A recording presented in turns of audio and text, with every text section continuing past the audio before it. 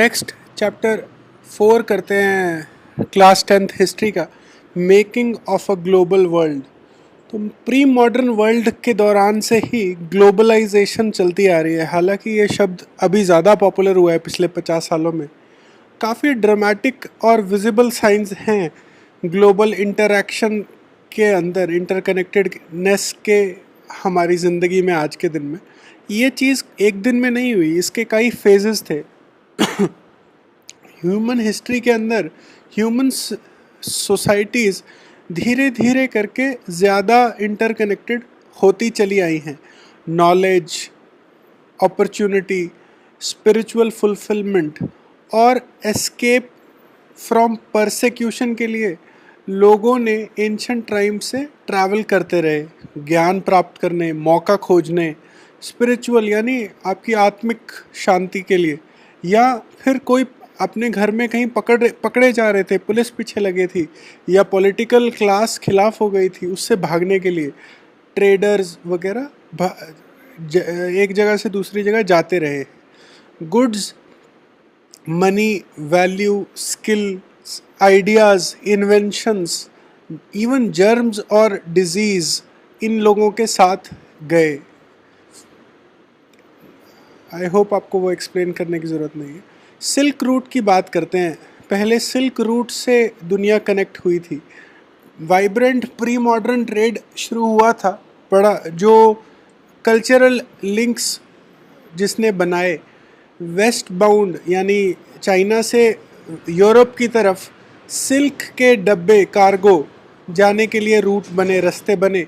कई तरह के सिल्क के रूट, रास्ते थे जो ज़मीन से या समुद्र से होके गुज़रते थे। ये रास्ते तो क्रिश्चियन ईरा से भी पहले आए। क्रिश्चियन ईरा मतलब 2000 साल पहले, और आज तक थ्राइव कर रहे हैं। इनका ज़्यादा जो थ्राइव यानी प्रॉस्पर करना, अच्छा करना 15वीं 15th सेंचुरी तक था।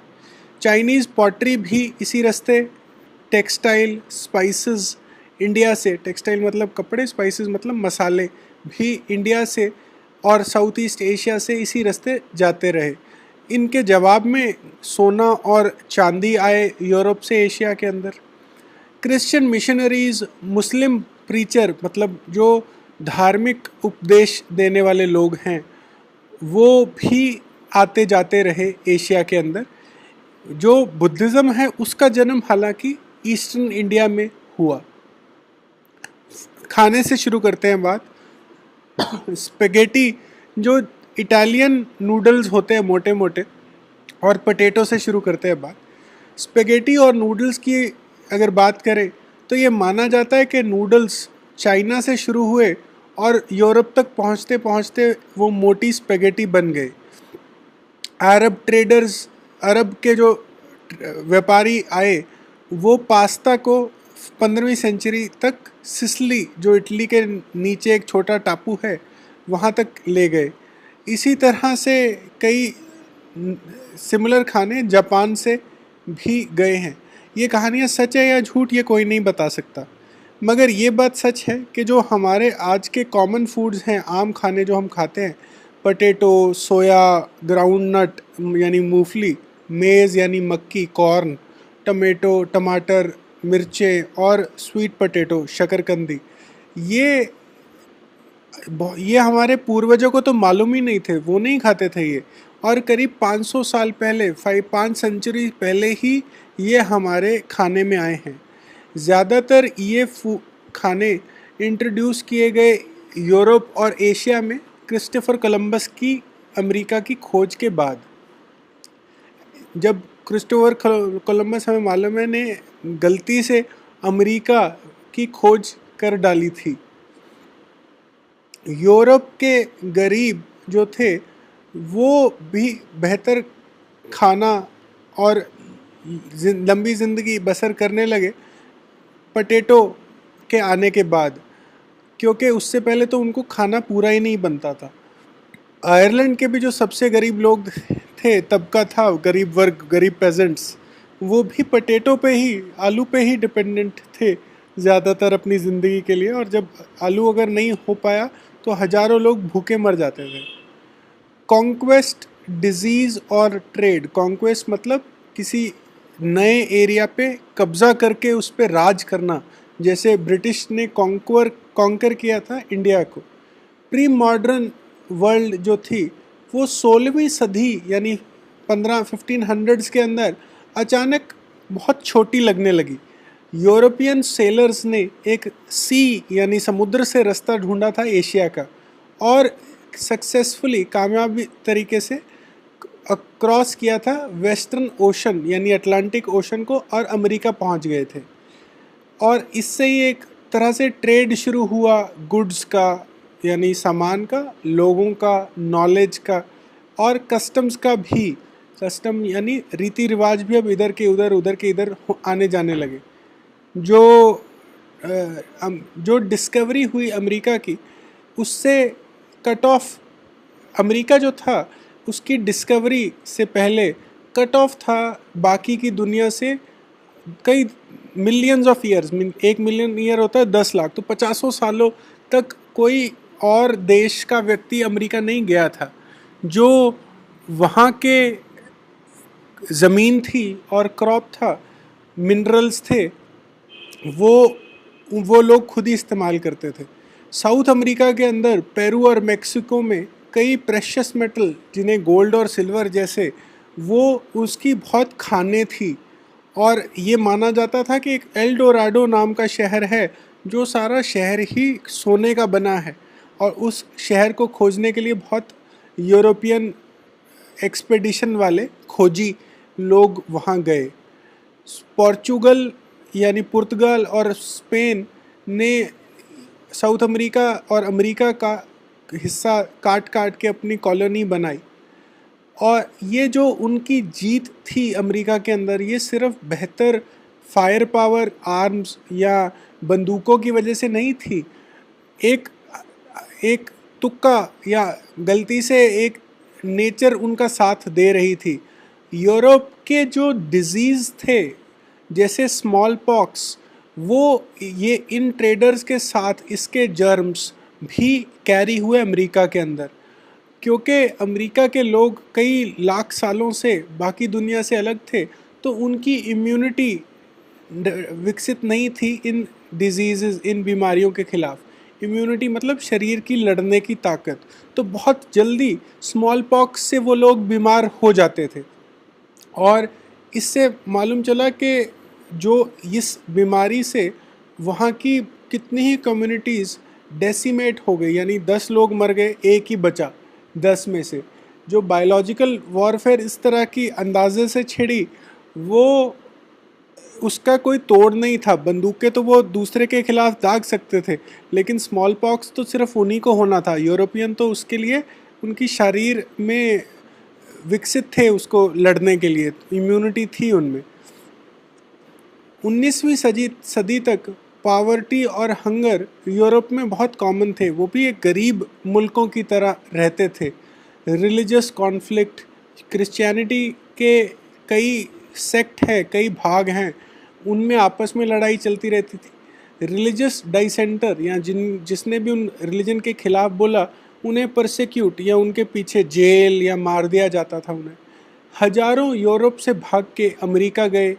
प्लांटेशन वर्कर्स भी स्लेव्स जो वालों को बनाया गया। स्लेव्स जो वो अफ्रीका से उठा के ज़बरदस्ती पकड़ के लाए जाते थे 18th सेंचुरी में, और फिर उन्हें कॉटन और शुगर के फार्मों पे लगाया जाता था यूरोप में। 18वीं सदी तक यानी करीब 200 साल पहले चाइना और इंडिया दुनिया के सबसे अमीर देशों में से थे। 15वीं सेंचुरी तक चाइना ने अपने आप को बाकी दुनिया से अलग कर लिया था, रिस्ट्रिक्ट कर लिया था। वो पसंद नहीं करता था और लोगों से ट्रेड करना। चाइना के इस रिड्यूस्ड रोल या कम होते रोल के साथ और अमेरिका के अंदर खाने मिलने से जो अमेरिका की इम्पोर्टेंस थी वो बढ़ रही थी, और एशिया की जो इम्पोर्टेंस थी वो कम हो रही थी। यूरोप सेंटर बन गया वर्ल्ड ट्रेड का, सारी दुनिया के ट्रेड का। 19th सेंचुरी में क्या हुआ हम देखते हैं। कई सोसाइटीज़ ट्रांसफॉर्म हुई, बिल्कुल तब्दील हो गई। फॉरेन रिलेशन, बाहरी मुल्कों से जो रिलेशन थे वो भी बिल्कुल चेंज हो गए, बदल गए। 3 तरह की मूवमेंट देखी गई इकोनॉमिस्ट ने, जिन्हें आर्थिक विशेषज्ञों ने जिन्हें पहचाना। एक था, पहला था फ्लो ऑफ ट्रेड, यानी फ्लो ऑफ गुड्स, सामान, जिसमें ज़्यादातर क्लॉथ और वीट यानी गेहूं और कपड़ा माना जाता था, एक मुल्क से दूसरे मुल्क। दूसरा था फ्लो ऑफ लेबर, यानी माइग्रेशन, लोग जाते थे रोज़गार खोजने, एम्प्लॉयमेंट खोजने। तीसरी तरह का जो फ्लो था वो था मूवमेंट ऑफ कैपिटल, ये शॉर्ट टर्म या लॉन्ग टर्म इन्वेस्टमेंट के तौर पे। कैपिटल मतलब पैसे। इन 3 फ्लोज ये आपस में भी बंधे हुए थे। फॉर एग्ज़ाम्पल, जब लेबर की माइग्रेशन होती थी, लेबर लोग एक जगह से दूसरी जगह हमेशा के लिए रहने के लिए जाते थे, वो ज़्यादा रिस्ट्रिक्टेड है एक गुड्स और कैपिटल के फ़्लो से। लोगों को ज़्यादा आसानी से एक जगह से दूसरी जगह जाना पसंद नहीं है, और उनके लिए दूसरे कम्युनिटीज़ भी ओपन नहीं होती थी कि आप हमारे साथ आके रहो। खाने के एग्ज़ाम्पल, उदाहरण लेके समझते हैं कि दुनिया में क्या हुआ। जब पहले जो देश थे वो खाने में सेल्फ सफिशिएंट होना पसंद करते थे, कि वो सिर्फ अपने मुल्क की उपज ही खाएं और वो उन्हें पूरा पड़े, ताकि लड़ाई या जंग में उन्हें मुसीबत ना हो खाने की, कोई और देश उन्हें परेशान ना करे। इसी के चलते मक्का या कॉर्न या छल्ली को इंपोर्ट करने, निर्यात करने से बैन लगा रखा था ब्रिटेन ने। इसने कॉर्न लॉज कहते थे। मगर जो उनके खुद के देश की मक्की या कॉर्न था वो महंगा पड़ता था, और बाहर का कॉर्न सस्ता था। तो उनके खुद के इंडस्ट्रियलिस्ट और शहरी लोगों ने फोर्स किया उनको कि ये इंपोर्ट को अलाउ कर दिया जाए। जैसे ही ये कॉर्न लॉ ख़त्म किए गए, जो खाना था अब वो अंदर निर्यात किया जा सकता था ब्रिटेन के अंदर, तो खाना सस्ता हो गया ब्रिटेन में। और मगर जो वहाँ के खुद के प्रोड्यूसर थे, एग्रीकल्चरिस्ट थे, अब वो खाना उपजाना अफोर्ड नहीं कर सकते थे, उनके लिए इकोनॉमिकली वायबल नहीं रहा। तो बहुत बड़े बड़े एरियाज़ ब्रिटेन में अब खाली छोड़ने पड़े, जो अब अनकल्टिवेटेड थे, क्योंकि वहाँ से रोटी बनाना बिकेगी ही नहीं। तो वहाँ के जो हज़ारों लोग थे वो अब शहरों की तरफ गए, माइग्रेट कर, या बाहर देशों में माइग्रेट किए रोज़गार की तलाश में। खाना सस्ता हुआ तो कंजम्पशन बढ़ी खाने की ब्रिटेन के अंदर, गरीब लोग भी अब पेट भर के खाते थे। तो मिड 19th सेंचुरी में फास्टर इंडस्ट्रियल ग्रोथ भी हुई ब्रिटेन के अंदर। जो इंडस्ट्री थी वो काफ़ी तरक्की कर रही थी, इनकम यानी उनके कमाई के दर बढ़ रहे थे, और इसी तरह फूड का इंपोर्ट, खाने का निर्यात भी बढ़ा। तो खाना ईस्टर्न यूरोप, रशिया, अमेरिका और ऑस्ट्रेलिया तक से मंगाया जाने लगा, और वहाँ पर इन देशों के अंदर ज़मीन क्लियर की गई और खाना प्रोडक्शन, फूड प्रोडक्शन शुरू की गई ब्रिटेन की डिमांड को पूरा करने के लिए।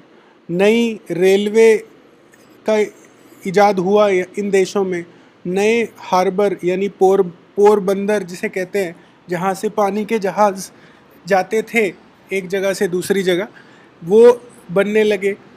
काफ़ी कैपिटल या पैसे और लेबर यानी मैन पावर की ज़रूरत पड़ी इन लोगों को, जिसके और ज़्यादा माइग्रेशन हुई अमेरिका और ऑस्ट्रेलिया के अंदर। करीब 50 लाख लोग, 50 लाख नहीं, 5 करोड़ लोग यूरोप से अमेरिका गए, यूरोप से अमेरिका और ऑस्ट्रेलिया गए 19वीं सदी में। अगर दुनिया भर की बात की जाए तो करीब 15 करोड़ लोग, जो कि तब की पॉपुलेशन का बहुत मोटा हिस्सा थे, उन्होंने अपना घर छोड़ के कहीं और ओशन को क्रॉस करके, बड़े समुद्र को पार करके किसी और जगह गए अपॉर्चुनिटी की खोज में। 1890 तक एक बड़ी ग्लोबल एग्रीकल्चरल इकोनॉमी बन गई कि एक देश बनाता है कोई और खाता है, कोई और देश बनाता है कोई और खाता है, इस तरह के शेप किया। और काफ़ी कॉम्प्लेक्स चेंजेस हुए लेबर मूवमेंट के अंदर, कहाँ से कौन आदमी काम करने के लिए कहाँ जाता है, कैपिटल फ्लो, पैसे का इधर से उधर जाना, इकोलॉजी यानी जो आपका एनवायरनमेंट है उसका बदलना, क्योंकि बहुत सारे तो फॉरेस्ट को काट के अब एग्रीकल्चरल लैंड बनी थी, टेक्नोलॉजी का ट्रांसफ़र, नई नई तकनीकें कि आपकी खाने की उपजाऊ कैसे बढ़ेगी। ज़्यादातर खाना अब लैंड ओनर पेजेंट्स नहीं करते थे, जिनकी खुद की ज़मीन थी उस पर ज़्यादातर खाना नहीं उगता था, मगर बड़े बड़े फार्मों के ऊपर एग्रीकल्चर वर्कर अब काम करते थे खाने की उत्पाद का। लो पेड यानी कम पैसा लेने वाले वर्कर्स जो साउथ यूरोप से एशिया, अफ्रीका और कैरेबियन के थे, उन्हें एम्प्लॉय किया गया इस तरह के खाने के प्रोडक्शन में वर्कर के तौर पे। हमारे पंजाब में भी कई बड़े बदलाव देखने को मिले। ब्रिटिशर्स ने एक नेटवर्क बनाया इरिगेशन कनाल का, ताकि बंजर ज़मीन के ऊपर अब कॉटन और रुई या कनक तक का उत्पादन किया जा सके एक्सपोर्ट के लिए। एक ऐसी कहानी आप कह सकते हैं कॉटन के लिए भी, जो कि ब्रिटिश टेक्सटाइल मिलों के लिए ज़रूरी था, रबर के लिए भी। तो कई सारे आपके जो रॉ मटेरियल थे चीज़ों के, वो अब वर्ल्ड ओवर या दुनिया भर में बनने लगे, और दुनिया का एस्टिमेटेड ट्रेड जो था वो 25 से 40 गुना हो गया करीब 100 सालों के अंदर। 60% जो था वो प्राइमरी प्रोडक्ट्स के अंदर था, जैसे मिनरल्स, कोल, वीट और कॉटन। रोल ऑफ टेक्नोलॉजी भी इम्पॉर्टेंट था। जो रेलवे, स्टीमर शिप्स जो और टेलीग्राफ मतलब तार, ये इस्तेमाल किए जाने लगे नई नई जगहों पे। नई इन्वेस्टमेंट की गई और इम्प्रूवमेंट हुई ट्रांसपोर्ट के अंदर, ख़ास तौर पे क्योंकि अब यूरोपियन जब इतना दूर दराज कॉलोनी बनाए हुए हैं तो उनको खुद को आना जाना ज़रूरी था। तो रेलवे जो कि ज़्यादा तेज़ थी, फास्टर और लाइटर वैगन, रेल के डिब्बे, उस तरह के बड़े बड़े जहाज़ का इजाद हुआ, जो अब यूरोपियंस और उनके खाने की सामान को लाने ले जाने के काम आने लगा। शुरू में जो मीट था वो 1870 तक अगर उसे ट्रांसपोर्ट करना था तो जिंदा एनिमल्स को जहाज़ में बिठा के अमेरिका से यूरोप भेजा जाता। तो मीट हमेशा महंगा रहता था, क्योंकि एक आम घर का आदमी उसे नहीं खरीद सकता था। जो इस तरह के जानवर थे वो रास्ते में कभी मर जाते, कभी उनका वेट लूज़ हो जाता, कभी वो और उनको बीमारियां होके वो अनफिट टू ईट रहते। उनका अमेरिका, यूरोप पहुंचने के बावजूद उसे बेचा नहीं जा सकता था। एक नई टेक्नोलॉजी ऑफ रेफ्रिजरेटेड शिप्स, जिन शिप्स के अंदर एक फ्रिज लगा हुआ है जो बहुत ठंडा रखता था इसके सामान को, इससे बड़ा फ़ायदा मिला। और ट्रांसपोर्ट ऑफ पेरिशेबल, ख़राब हो जाने वाले जो गुड्स होते हैं उनको अब लंबे दूरी तक भी भेजा जा सकता था बगैर ख़राब हुए। अब एनिमल्स को, जानवरों को मार दिया जाता था स्टार्टिंग पॉइंट पे, जहाँ अमेरिका के अंदर ही, और फिर ऑस्ट्रेलिया, न्यूजीलैंड के अंदर ही, और मारने के बाद एज फ्रोज़न मीट, जमा हुआ मीट भेजा जाता यूरोप के अंदर। अब जो गरीब भी थे यूरोप में वो भी अब मीट खा सकते थे, उनकी डाइट का भी अब मीट हिस्सा बन गया। लिविंग कंडीशंस इस तरह की हुई कि सोशल पीस बढ़ा और इम्पीरियलिज्म बढ़ी बाहर, कि आप और मुल्कों के अंदर जाओ, कब्ज़ा करो, इससे हमारी ज़िंदगी और अच्छी होगी, इस तरह का सपोर्ट बना। इस इम्पीरियलिज्म और कॉलोनियलिज्म की कई बुरी किस्में भी थी, बुरा पक्ष भी था। बैड साइड, डार्कर साइड उसकी ये थी कि जहाँ जहाँ ये इम्पीरियलिज्म था वहाँ पर जो लोगों की फ्रीडम, उनकी आज़ादी और उनका ज़िंदगी बसर करने के तरीके पे कई बार बहुत बुरा असर ये डाल रही थी। 19वीं सदी के यूरोप ने जब कॉन्कर किया तो कई पेनफुल दर्दनाक कथाएं निकली। इकोनॉमिक, कई लोगों का रोजी रोटी छिन गई, कईयों के घर परिवार खराब हो गए, और जंगलों का भी और एनवायरनमेंट का भी कई जगह काफ़ी नुकसान हुआ। जो बॉर्डर्स, अगर ये अफ्रीका का अगर आप मैप देखें तो आप बॉर्डर्स पे ध्यान दें तो आपको सीधी सीधी लकीरें नज़र आएंगी, जैसे ये किसी ने चाकू से काटा है। हकीकत ये थी कि 1885 में जो बड़ी यूरोपियन पावर्स थी, वो बर्लिन में मिलके उन्होंने अफ्रीका को आपस में बांट लेने का फैसला किया था। ब्रिटेन और फ्रांस ने अपने जो कॉलोनीज़ थी उसमें बहुत वृद्धि, एडिशन की थी। अब बेल्जियम और जर्मनी भी एक तरह से कॉलोनियल पावर बन के उभरे। यूएस ने भी एक कॉलोनियल पावर का रूप लिया 1890 के बाद, जो स्पेन की कॉलोनीज़ थी उनको हड़पने के बाद, उनको टेकिंग ओवर, उनको हरा के खुद लेने से। यहाँ पे दिखाया है बेल्जियम ऑरेंज में है, British yellow, French in purple, इस तरह के ब्रिटिश डोमिनियन, इंडिपेंडेंट स्टेट्स, ये सारा अफ्रीका बटा हुआ था। सर हेनरी मॉर्टन स्टैनली जो थे सेंट्रल अफ्रीका के एक्सप्लोरर, उनकी तस्वीर यहाँ नज़र आती है, जो कि आर्म्स या हथियारों के साथ जा रहे थे और लोकल ट्राइब्स को कईयों को साथ मिला रखा था और कईयों के साथ लड़ाई लड़ते थे। तस्वीर 1871 की है।